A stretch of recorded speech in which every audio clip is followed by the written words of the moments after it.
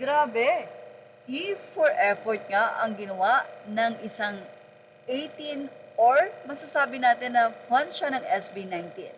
Mula sa Back to Pop Print and Crafts sa kanilang Facebook, ibinahagi niya kung paano niya ginawa ang memes ng kendeng ni Pinunong Pablo. Just keep pushing on.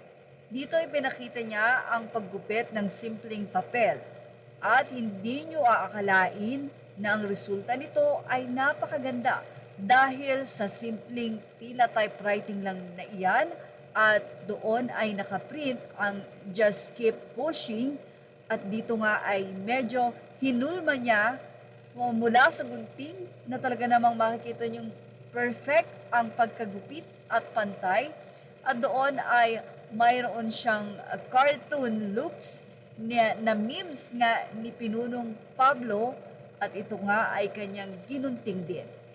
Napakagaling ng pagkakakrap ng nasabi nga pong netizen na ito na sabi nga natin, E for effort.